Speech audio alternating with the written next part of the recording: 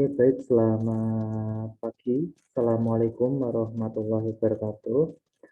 Untuk pertemuan kita kedua ini, kita akan membahas tentang pemeliharaan kesehatan olahraga. Ya, dari materi kita adalah pemeliharaan kesehatan dalam olahraga atau kesehatan olahraga. Ya, kemarin saudara sudah mempelajari tentang apa itu pengertian dari kesehatan olahraga, ya. Kemudian saudara juga sudah mempelajari tentang peran kesehatan olahraga. Sekarang kita akan mempelajari tentang pemeliharaan kesehatan olahraga.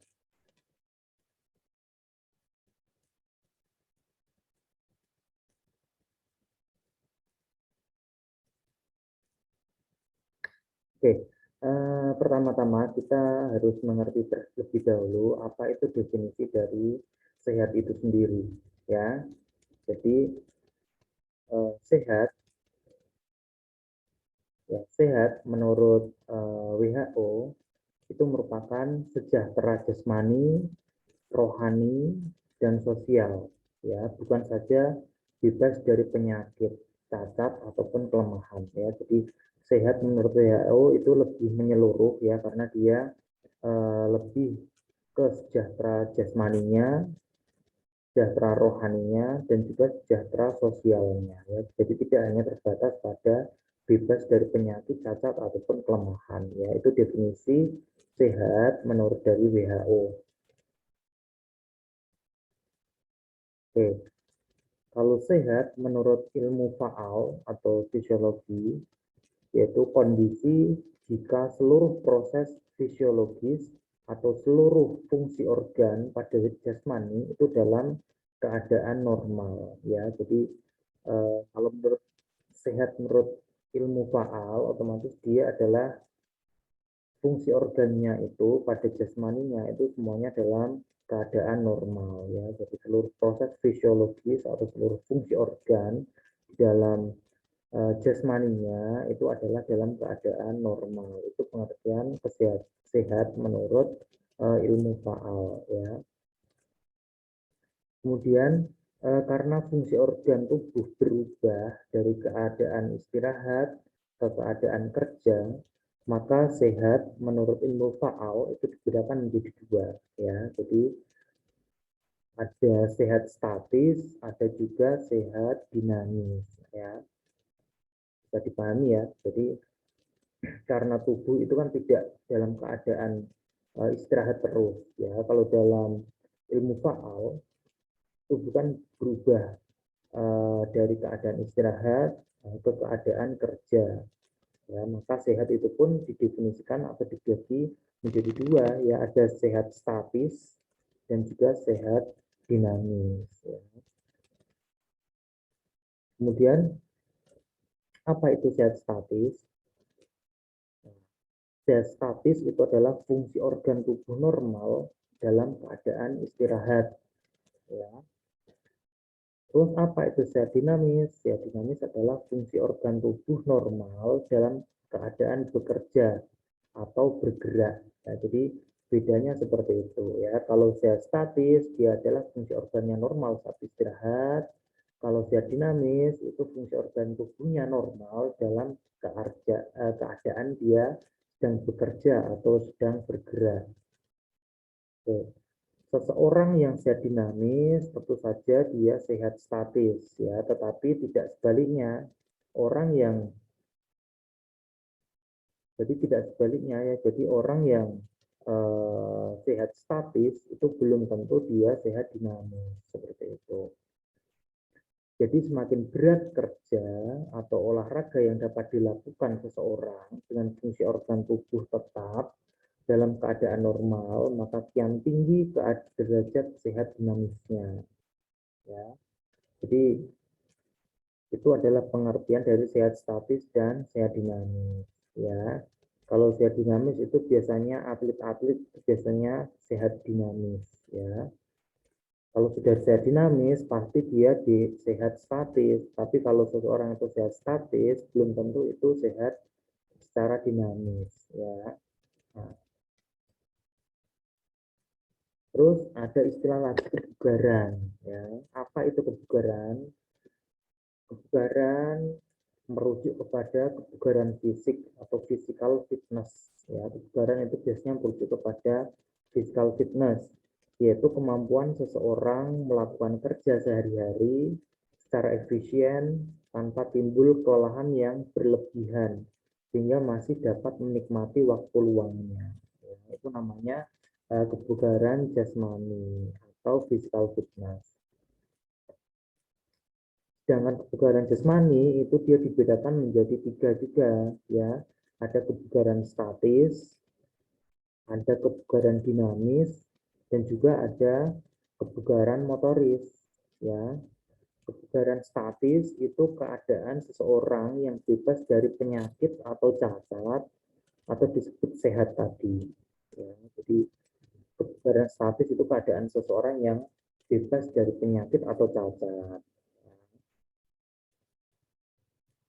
Kalau kebugaran dinamis apa?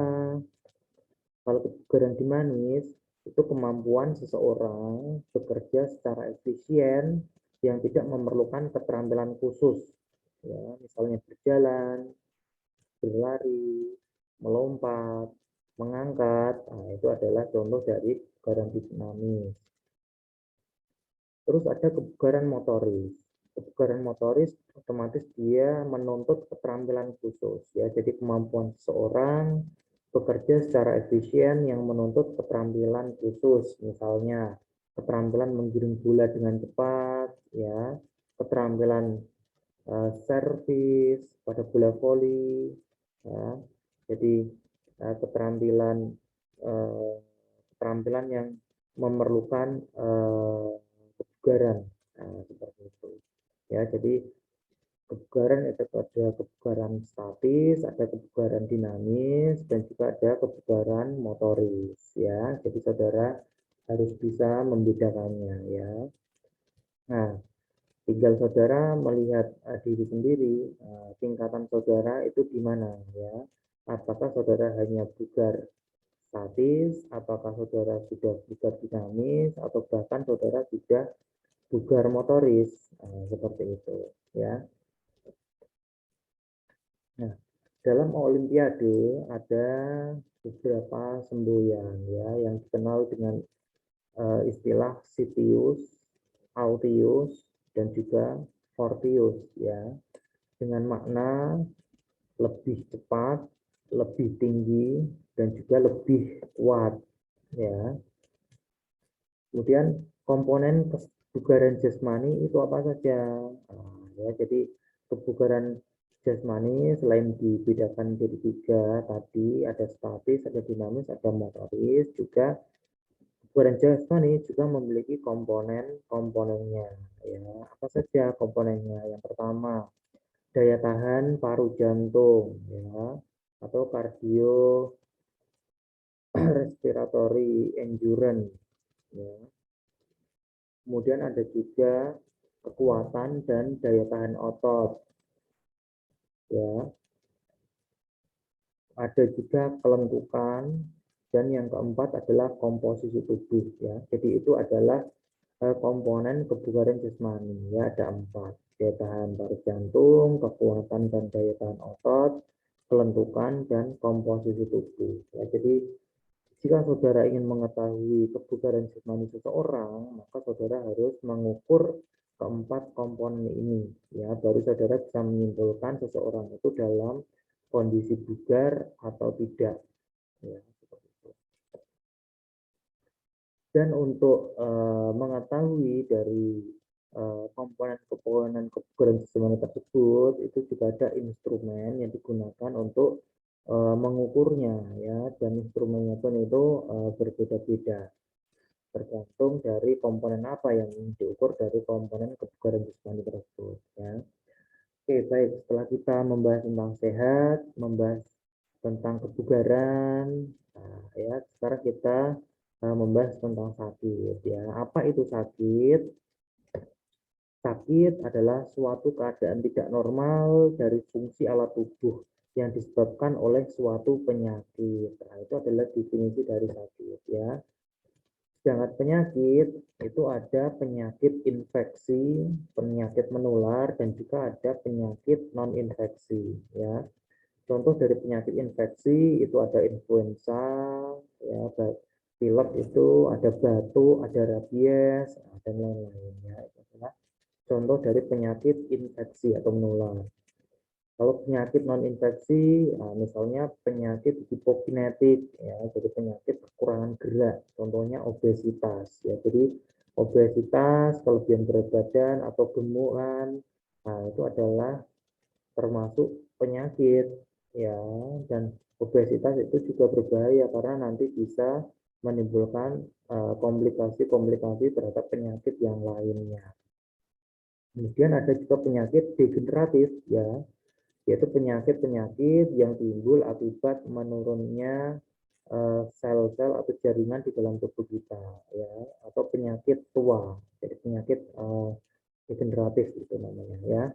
Misalnya diabetes mellitus, ya, penyakit istilahnya penyakit gula, ya, hipertensi, tekanan darah tinggi, ya, osteoporosis, ya, tulang yang keropos, dan lain-lain, penyakit jantung, itu adalah contoh dari beberapa penyakit degeneratif, ya, dan itu termasuk dalam penyakit non infeksi. Oke. Olahraga itu bermanfaat hanya terbatas pada penyakit-penyakit yang non infeksi, ya. Pada penyakit infeksi, olahraga itu bisa saja malah memperparah keadaan, ya. Jadi manfaat olahraga itu pada penyakit-penyakit non infeksi, ya, pada penyakit hipokinetik, penyakit degeneratif, itu olahraga sangat bermanfaat. Nah, sekarang kita bahas tentang cedera olahraga. Nah, saudara pasti sering atau pernah mendengar atau bahkan mengalami sendiri tentang cedera, ya. Apa tahu itu cedera? Cedera itu adalah merupakan rasa sakit yang timbul akibat suatu tenaga atau kekuatan yang berlebihan pada tubuh saat berolahraga, sehingga tubuh itu tidak mampu menahan atau menyesuaikan diri dan dapat menimbulkan luka dan rusak pada otot, sendi, dan organ yang lain. Ya, jadi intinya cedera itu tubuh itu tidak bisa atau tidak kuat menerima beban yang berlebih dari luar, sehingga terjadi kerusakan baik pada otot, sendi, atau organ yang lainnya. Seperti itu yang dinamakan cedera. Kalau cedera olahraga otomatis terjadi pada kegiatan berolahraga, ya. Pengelompokan cedera pun berdasarkan waktu terjadinya cedera itu bisa dibedakan menjadi cedera akut dan juga cedera kronis, ya. Kalau cedera akut itu cedera yang baru saja terjadi, kalau cedera kronis itu cedera yang terjadi dalam jangka waktu yang lama, ya, atau terjadi secara berulang-ulang. Nah, untuk cedera akut itu biasanya diikuti oleh tanda-tanda peradangan atau inflamasi, ya, yaitu ada merah, rubor, ada bengkak, tumor, ada panas, kalor, ada nyeri, dolor, dan penurunan fungsi atau fungsiolisa. Ya, jadi cedera akut itu biasanya diikuti oleh tanda-tanda peradangan, ya, atau inflamasi. Sedangkan cedera kronis, nah, itu biasanya terjadi atau berkembang secara lambat, gejalanya itu hilang, timbul, nah, seperti itu, ya.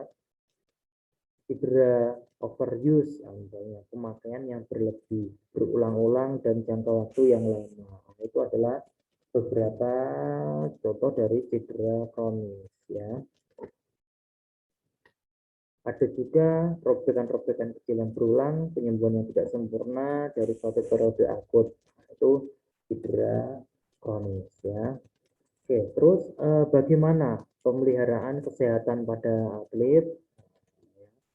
Jadi setelah kita mengetahui apa itu definisi sehat, apa itu definisi bugar, apa itu definisi sakit, apa itu definisi cedera olahraga, baru kita bisa uh, kita membahas tentang bagaimana cara memelihara kesehatan pada atlet, ya. Nah, Bagi atlet, bagaimana agar tetap sehat dan terhindar dari keadaan sakit serta terhindar dari cedera olahraga. Ya, jadi pemeliharaan kesehatan ada atlet, otomatis atlet agar tetap sehat, terhindar dari penyakit serta terhindar dari cedera olahraga. Ya, agar tetap sehat dan terhindar dari kondisi sakit, maka atlet tersebut harus melakukan kebiasaan hidup sehat. Ya, kalau agar terhindar dari cedera olahraga, maka harus mengerti penyebab dan juga pencegahan cederanya. Seperti itu. Oke, sekarang bagaimana kebiasaan hidup sehat bagi seorang atlet? Nah, ini adalah beberapa tips ya, kebiasaan hidup sehat bagi atlet. Yang pertama, istirahat itu harus cukup ya, tidak kurang dari 8 jam sehari ya. Jadi setelah latihan, maka tubuh itu memerlukan waktu untuk pemulihan atau recovery. Ya, maka istirahat itu sangat perlu dilakukan atau diperlukan oleh seorang atlet untuk proses recovery-nya. Ya, dan lebih baik itu tidak kurang dari 8 jam sehari, seperti itu ya. Kalau atlet itu mengalami latihan yang keras, sedangkan nanti recovery-nya kurang, takutnya nanti atlet terkena apa namanya overtraining ya. Jadi latihannya berat, tetapi dia recovery atau istirahat atau pemulihannya itu kurang ya.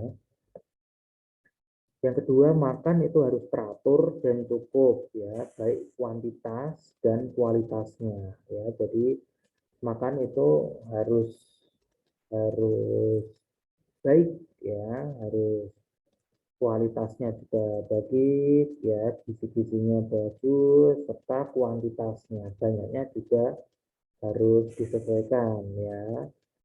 Misalnya kualitasnya bagus tapi kuantitasnya sedikit ya, atlet masih kelaparan ya. Jadi kalau kuantitasnya juga banyak tapi tidak memperhatikan kualitas, ya isinya nanti karbo-karbo semua karena protein misalnya tidak diperhatikan, ya. Jadi harus baik dalam hal kuantitas dan juga kualitasnya, ya gizi seimbang.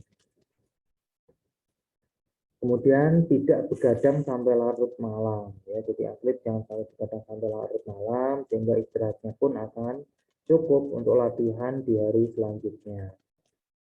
Selalu memelihara kebersihan ya, baik diri, pakaian maupun lingkungan sekitar. Menjaga atau memelihara hubungan baik sesama atlet, pelatih, ofisial dengan keluarga maupun teman ya, itu adalah beberapa kebiasaan hidup sehat ya. Hindari kebiasaan kurang baik seperti merokok, minum kopi yang berlebihan, minuman beralkohol. Nah, itu adalah kebiasaan-kebiasaan yang kurang baik yang atlet perlu hindari ya. Kemudian bebaskan diri dari kebiasaan minum obat-obatan. Ya, jangan sedikit-sedikit minum obat, terasa gak enak badan sedikit minum obat ya, kecuali vitamin yang sudah direkomendasikan oleh dokter. Dalam masalah obat, tekankan pada atlet bahwa tanpa adanya indikasi dan pemakaian yang tepat, obat itu pada dasarnya adalah racun ya. Jadi perlu ditanamkan ya. Kalau kita dalam keadaan sehat, nah, kita minum obat, nah, ya itu nanti kita tekankan pada atlet, nah, obat itu pada dasarnya adalah racun ya, yang bermata dua, bisa memberikan kesembuhan pada kita, juga bisa memberikan eh, apa namanya hal yang tidak baik pada kesehatan kita, seperti itu ya. Makanya obat itu harus diminum dengan resep dokter atau dengan adanya indikasi tertentu ya, sesuai resep dokter, tidak sedikit-sedikit minum obat, sedikit minum obat ya. Tidak ada obat yang membuat tubuh sehat menjadi lebih sehat ya. Jadi itu perlu ditekankan pada atletnya ya. Tidak ada obat yang membuat tubuh sehat menjadi lebih sehat ya. Yang ada obat itu membuat tubuh yang tidak sehat menjadi sehat, ya, bukan yang sudah sehat menjadi lebih sehat. Nah, terus bagaimana upaya mencegah atlet jatuh sakit atau jika sudah jatuh sakit itu bisa segera pulih. Nah, ini ada tipsnya ya. Setiap atlet harus berusaha melaksanakan prinsip-prinsip hidup sehat ya, tadi yang sudah dijelaskan ya.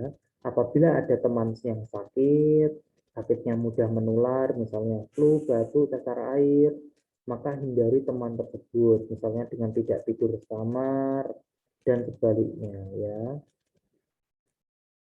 Mengungsi dulu ke kamar yang lain misalnya, jangan dekat-dekat nanti takutnya akan tertular ya. Ketiga, apabila merasa badan tidak enak, segeralah periksa ke dokter ya, agar mendapatkan penanganan yang tepat seperti itu. Dalam keadaan sakit, istirahat yang disarankan dokter harus dipatuhi dengan baik ya, jangan memaksakan latihan atau bertanding ya. Kalau dipaksakan, namun takutnya terjadi cedera atau menjadi lebih lebih tidak baik lagi kesehatannya. Oke, yang kedua otomatis untuk menghindari dari cedera, otomatis atlet harus mengetahui faktor-faktor penyebab cedera itu tersendiri ya sebelum kita bisa mencegahnya ya. Faktornya apa yang menyebab cedera? Yang pertama, kondisi tubuh yang kurang baik. Nah, kalau dipaksakan, nah itu bisa menyebabkan cedera. Faktor usia yang menua ya. Jadi faktor usia itu juga mempengaruhi dari tingkat cedera seseorang ya. Karena dengan faktor usia maka juga akan terjadi penurunan dari kekuatan, terjadi penurunan fleksibilitas ya. Itu jadi bisa mempengaruhi atau sebagai penyebab cedera. Kesalahan metode latihan ya. Contoh pemanasan yang kurang, FITT yang tidak sesuai, prinsip overload yang salah ya. FITT saudara sudah ingat ya, frekuensi, intensity, time, and type ya. Jadi frekuensi, intensitas, waktu, dan jenis ya. Kemudian prinsip overload yang salah, no gain, no pain ya. Jadi jangan tertipu dengan slogan-slogan no gain, no pain ya. Tidak tumbuh jika tidak sakit. Nah, jadi jangan termakan oleh kata-kata itu ya. No gain, no pain. Tidak tumbuh jika tidak sakit ya. Itu adalah prinsip overload yang salah ya. Karena sakit, rasa nyeri atau sakit itu adalah respon dari tubuh bahwa terjadi hal yang tidak normal dalam tubuh kita ya. Jadi tubuh itu sangat sangat canggih sekali ketika ada hal-hal yang tidak baik pada jaringan tubuh, maka tubuh itu dia akan memberikan sinyal. Sinyalnya apa? Ya, salah satunya adalah nyeri ya. Kalau sudah nyeri berarti itu latihannya sudah over ya. Jadi perlu dihentikan ya. Jangan sampai menunggu nyeri dulu baru latihannya dianggap sukses ya. Itu adalah prinsip yang kuno yang sudah eh, tidak perlu kita anut lagi ya. Waktu recovery yang kurang, nah, itu adalah juga penyebab cedera ya. Kalau recovery-nya kurang, nah, nanti takutnya saat latihan bisa terjadi overtraining ya, sehingga bisa menyebabkan resiko cedera juga akan meningkat. Kemudian kelemahan otot, tendon, ligamen, terus keseimbangan nutrisi yang tidak baik ya. Jadi nutrisi yang tidak baik itu juga bisa menyebabkan cedera ya. Dengan nutrisi yang tidak baik bisa menimbulkan kelelahan ya, bisa menimbulkan dehidrasi sehingga resiko cedera juga akan meningkat. Kemudian ada juga mutu peralatan dan pakaian yang jelek atau tidak sesuai ya. Jadi faktor-faktor penyebab cedera juga bisa dilihat dari peralatannya ya. Jadi jika peralatannya tidak standar, tidak sesuai, nah itu bisa menyebabkan resiko cedera ya. Misalnya pakaian yang jelek atau tidak sesuai juga bisa menyebabkan cedera ya. Contohnya saja, saudara misalnya olahraga menggunakan celana jeans tidak sesuai, bisa nanti terjadi cedera. Nah, ya. Kemudian peralatan-peralatan yang sudah tidak standar, misalnya saudara menggunakan peralatannya nanti rusak saat latihan, nah bisa menyebabkan cedera seperti itu ya. Kemudian keakraban dengan peralatan dan pakaian ya. Jadi keakraban dengan peralatan juga bisa meningkatkan cedera ya. Jadi kalau memiliki peralatan-peralatan yang baru, nah itu sebaiknya dicoba terlebih dahulu ya, atau digunakan terlebih dahulu ya sebelum digunakan bertanding ya. Takutnya saudara belum terbiasa dengan peralatan atau pakaian yang baru, nah itu bisa nanti resiko cederanya juga akan terjadi meningkat ya. Contoh ya, saudara sering terjadi ya, saudara baru membeli sepatu, nah, belum pernah saudara pakai, tiba-tiba saudara langsung pakai, nah, bisa nanti terjadi lecet-lecet di bagian tumit kaki saudara. Nah, itu biasanya sering terjadi ya, karena belum akrab dengan peralatan yang baru dibeli. Kemudian kondisi arena atau lapangan pertandingan yang jelek ya, jadi arena juga bisa mempengaruhi cedera olahraga ya, terutama arena yang jelek atau tidak layak digunakan saat pertandingan atau latihan ya. Kemudian iklim atau cuaca yang buruk atau ekstrim, nah itu juga bisa meningkatkan resiko terjadinya cedera. Misalnya latihan atau bertanding saat cuaca hujan atau cuaca panas, nah itu juga bisa meningkatkan resiko cedera ya. Misalnya pada cuaca ekstrim panas, bisa terjadi cedera panas ya. Misalnya head cramp, head exhaustion, atau head stroke, itu bisa terjadi karena panas ya.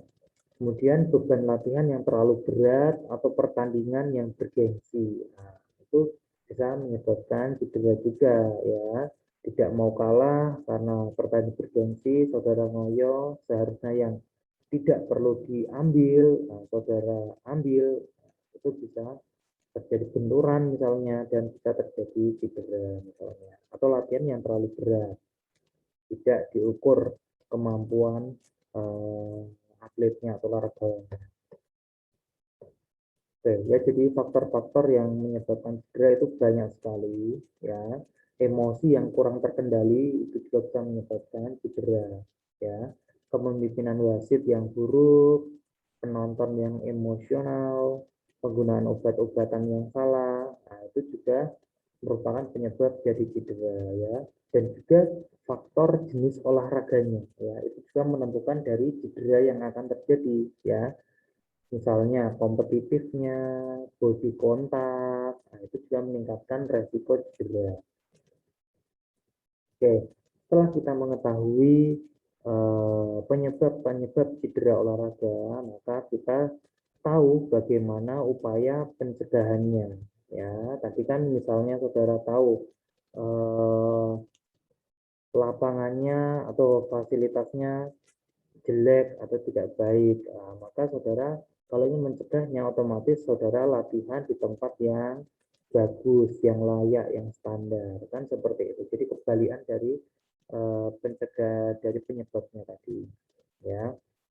Contoh pencegahan lewat keterampilan ya, tidak hanya fisik tapi daya pikir, membaca situasi, mengetahui bahaya yang terjadi dan mengurangi resikonya, itu juga merupakan pencegahan lewat keterampilan ya. Pencegahan lewat fitness ya, dengan cara meningkatkan kekuatan otot, meningkatkan daya tahan otot, meningkatkan daya tahan paru, jantung agar tidak cepat lelah. Nah, itu juga pencegahan melalui fitnessnya ya. Pencegahan lewat makan ya, makanan yang mudah dicerna dan berenergi tinggi kurang lebih 2,5 jam sebelum latihan atau bertanding ya, tergantung dari jenis makanan apa yang dikonsumsi seperti itu. Pencegahan lewat lingkungan ya, taruh peralatan dan barang dengan benar agar tidak membahayakan ya. Pencegahan lewat peralatan juga sama, gunakan peralatan yang standar, pilihlah pakaian yang sesuai selera tapi yang benar ya. Saudara juga apa namanya apabila memiliki peralatan yang baru, saudara alangkah baiknya saudara mencobanya terlebih dahulu sebelum digunakan di pertandingan yang resmi atau bergengsi. Pencegahan lewat pertolongan pertama, ya. Jadi pertolongan pertama itu juga bisa menjadi penyebab cedera lanjutan, ya. Makanya lakukan pertolongan pertama dengan benar dan rehabilitasi yang tepat, ya, sehingga menghindari cedera yang sama atau cedera yang lebih berat. Nah, jadi pencegahannya pun ada banyak, ya. Pemeriksaan awal sebelum melakukan olahraga untuk menentukan ada tidaknya kontraindikasi dalam berolahraga. Kemudian melakukan kaidah olahraga dengan baik, benar, terukur, dan juga teratur. Menggunakan sarana atau peralatan yang sesuai dengan olahraga yang dipilih, ya. Memperhatikan kondisi prasarana lapangan olahraga, ya. Memperhatikan lingkungan seperti suhu, kelembapan udara sekelilingnya, ya. Misalnya saudara olahraga di cuaca yang panas, otomatis saudara akan terjadi dehidrasi, ya, sehingga saudara juga memerlukan asupan minuman yang cukup seperti itu. Oke, ya, jadi untuk materi pertemuan kedua ini tentang pemeliharaan kesehatan olahraga saya sudah jelaskan, ya. Jadi tadi dari pengertian sehat itu apa, kemudian bugar itu apa, kemudian pengertian sakit itu apa, cedera olahraga itu apa, ya. Kemudian baru kita tahu bagaimana menanggulanginya, ya. Menanggulangi jadi atlet bagaimana biar terpelihara atlet itu tidak sakit, ya, agar tetap sehat, agar terhindar dari cedera seperti itu. Dan sudah saya jelaskan juga bagaimana tips dalam memelihara kebiasaan hidup sehat bagi atlet dan juga bagaimana upaya-upaya pencegahan agar atlet itu terhindar dari cedera olahraga, ya. Oke, saya rasa itu untuk pertemuan kali ini. Silakan dipelajari lagi materi-materi tentang kesehatan olahraga, ya, karena dosen itu hanya memberikan stimulus, memberikan rangsangan kepada saudara. Saudara harus melakukan pengayaan lagi terhadap materi-materi yang sudah ada di RPS, ya. Jadi saudara pelajari sendiri dari berbagai referensi, ya. Jadi referensinya itu tidak hanya dari buku, jadi bisa dari jurnal-jurnal yang terbaru, referensi juga dari artikel-artikel ilmiah. Saudara juga harus pelajari dari itu, ya, sehingga saudara akan lebih paham, lebih jelas lagi tentang pemeliharaan kesehatan dalam olahraga, ya. Oke, saya rasa itu saya akhiri pertemuan kali ini. Selamat pagi. Assalamualaikum warahmatullahi wabarakatuh.